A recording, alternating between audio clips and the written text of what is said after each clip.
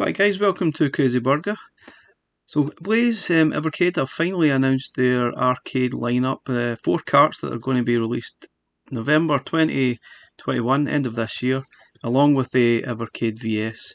Now they're Atari Arcade 1, Gelco Arcade 1, Data East Arcade 1 and Technos Arcade 1. We're going to maybe start a 4-part series and be looking at each of the carts and the games that are involved. But first off, we're going to look at Atari Arcade 1.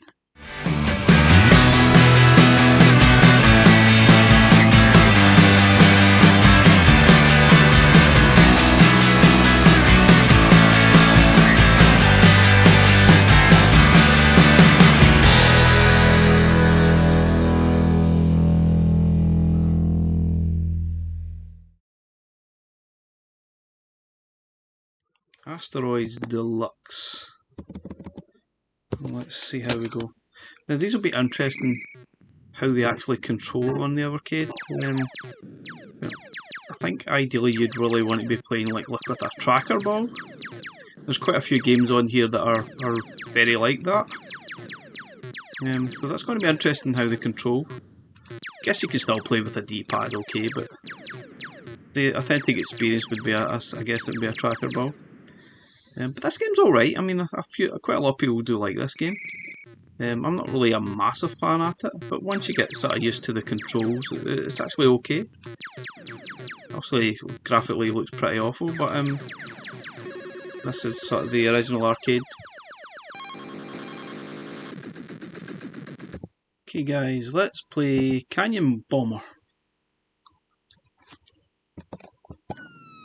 So, pretty simple. All you really need to do is score as many points by bombing the sort of numbers. Obviously the higher the number, the more you score. Pretty simple stuff really. But it's pretty dull playing against a sort of computer opponent.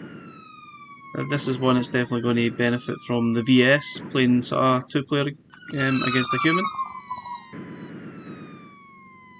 But playing against the computer is dull, but it's okay, it's not the worst game. It's pretty slow paced. I'm not really sure this is really what the Evercade is all about, playing this, but it'll have its audience, I'm sure. The sort of sound effects are quite annoying. So here we have Centipede, which we already have in the Atari Collection 1, I think it is, but it's quite good. The arcade version is just slightly quicker, but it's still massive amounts of fun to play. It's a lot more colourful, it's definitely quicker I think, but it's great fun. Definitely one of my favourite Atari 2600 games back in the day. It was a really decent version, to be honest. Slightly blocky graphics, but it was a good version. And this is even better, even more so. I love this one, yeah.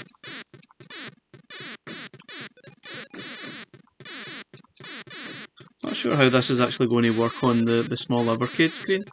This being sort of like this, it might look a little bit squashed, so that'll be interesting. Okay, here we have Crystal Castles, which is quite a cool little version. I'm not a massive fan of it, but I say this is definitely better than the original Atari 2600 version. It's got a little bit of music, slightly more colourful graphics, and it moves really quickly. Probably slightly easier to play. It's quite a tricky game to actually control right enough with the isometric setting. But it's okay. I guess you need to sort of collect all the gems as Bentley Bear and avoid all the sort of nasties. It's not bad. Not my most favourite game, but it's not bad. So this is Liberator, which is actually one I've never heard of before. So this is one of the games I think it would be beneficial to have like a tracker ball to actually play the game. Same with sort of Asteroids, but there's another couple that would probably benefit from it. And because the controls are ultra sensitive, very difficult.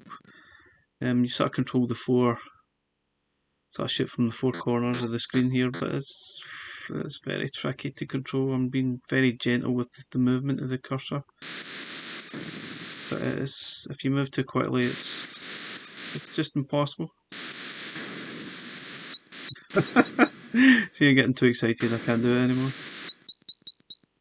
But yeah, I think this could be a problem, sort of control-wise.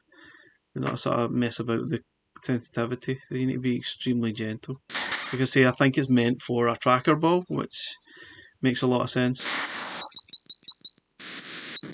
But it's alright, it has its playability. If we sort out the control issues, I guess, it might be alright. Just right now it's tricky. So this is Lunar Lander, which I've definitely never played, but I guess it's a pretty straightforward game. You need to land your lunar module on the planet. I don't know whether it's the moon or back down on Earth, I have no idea. I guess it must be the moon. You get score multipliers there, which obviously the 5-time one you see it's extremely tricky. There's no way I'm landing on that, so maybe try and head for a 2 times multiplier. I might have more luck there. As you can see, it's a very slow moving game. It's a game about patience, I guess, and that's something I struggle with. The older you get, my patience is getting worse. I need to nudge it slightly. Oh, not this way, this way, this way. So as you get closer to the sort of bottom, it does, as you see, it zooms in slightly. Oh, I need to go over this way a bit. Oh.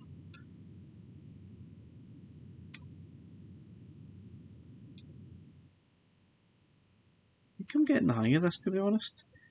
Because you're trying to slow down, so if you press the button it slows down and puts the thruster out, and you hopefully do not crash. And we successfully land. Like that. Yay! We have landed. Result. I think there is actually some fun to be had for that, even though it does look extremely dull, but it's a game of precision. Yeah, I quite enjoy that to a strange degree. Okay, so this is Millipede. I can't really remember if this is the sequel to Centipede. Can't really remember, but as you see, it pretty much plays very similar. Has a few added sort of things here and there, but it's more or less really the same game. But it still is equally as fun. I do like this game. Not sure really what's better, this or Centipede. It just feels to me that this is more or less the same type of game. So it's got added sort of things like that just sort of annoy you a little bit. Still, excellent game. It's quite good to get these arcade versions of the games in their best possible form. Oops. Okay, Missile Command. We already have this on the Atari Collection 1, I think it is. And we have the Atari Lynx version as well, which is really quite a decent version. Not a massive fan of the game as such, but it's quite simple. You sort of need to defend your bases and destroy the missiles incoming, amongst many other things. And it's alright. I guess this one is another one that the controls do seem a little bit sensitive, which I think is probably designed for the tracker ball again. So it'll be interesting to see how this actually works on the Evercade. But I guess if they can reconfigure it to control a D-pad, it should be fine. But I'm wondering if they'll maybe think about releasing a tracker ball. That would be interesting.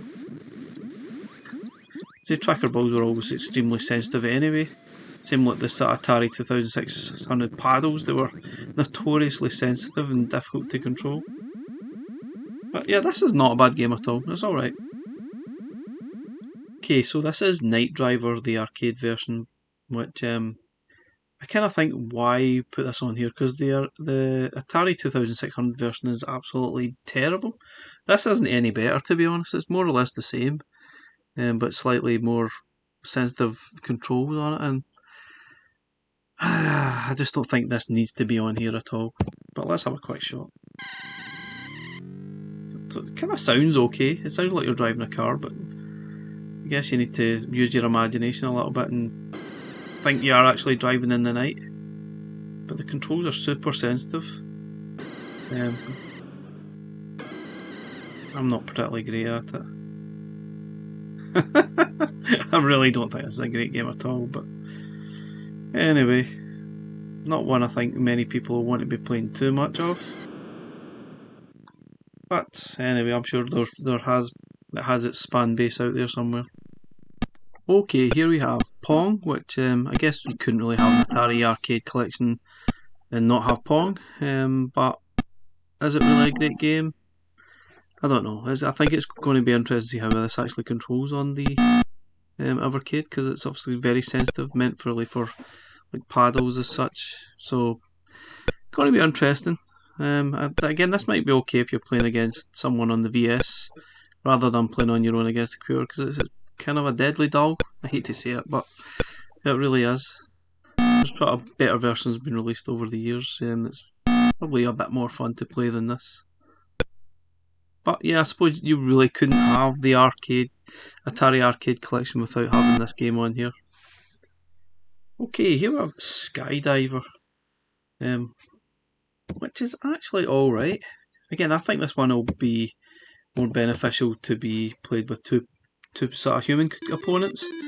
I think that would be much sort of better. So your idea is you jump from the aircraft and try and land on your sort of, it's like the black piece or the white piece, depending what colour you're at, and you need to try and get as many points as you possibly can, as well as landing on that black or white square.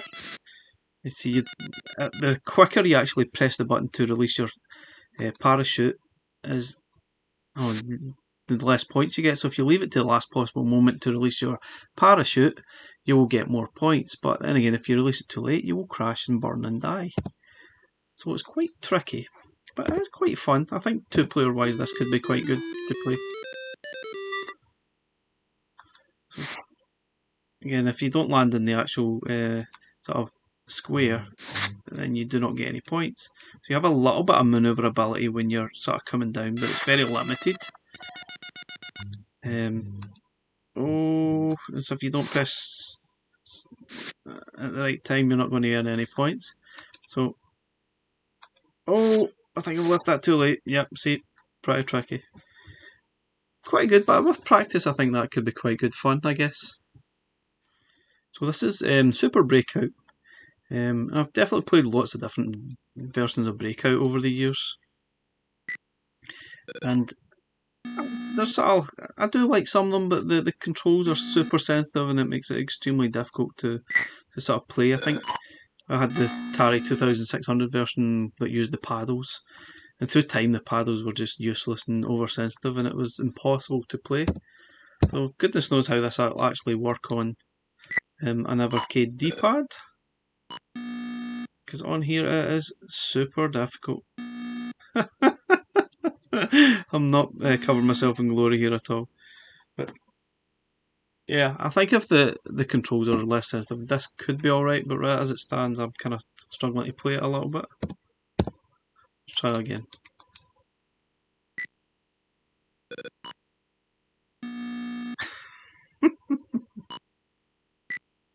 Yay!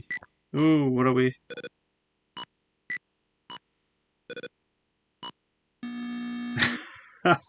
Let's move on, guys. So, last game on the cart is Warlords. And this is quite interesting because this could potentially be a 4-player game, which is probably one of the reasons why this is included on the cart for the Atari, the Evercade VS that's going to get released.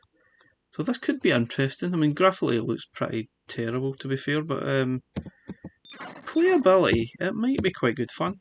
So I guess it looks like a castle or something you need to defend. You show your character, as you'll see in a little minute. So I think the dragon lets out some kind of fire, and you need to protect your base as best as you can, and stop it from dissolving, and sort of use your shield to sort of reflect the fire as best as you can. Again, the controls are quite sensitive. So you can see I'm not doing too well here. But I guess as a 4-player game, this could actually be really good fun. So you would need to have 4 friends that are willing to sit there and play this locally. I mean, it would be probably good if we could somehow get this and play it. Multiplayer online would be really good, but maybe that's a thing that will happen going forward.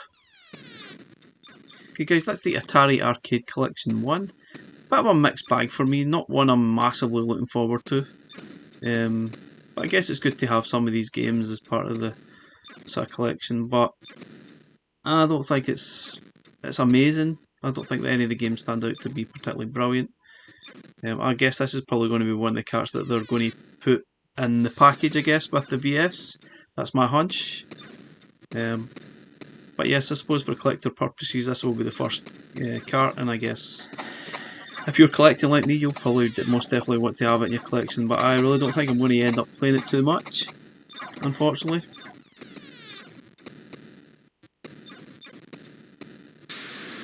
Anyway guys, thanks for watching Crazy Burger. Please like and subscribe, and we'll catch you again next time. Thanks for watching.